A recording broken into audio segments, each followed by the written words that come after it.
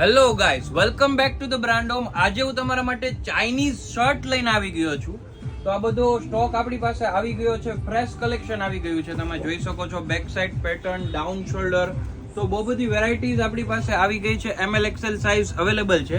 કોઈ આર્ટિકલમાં XXL size પણ available છે.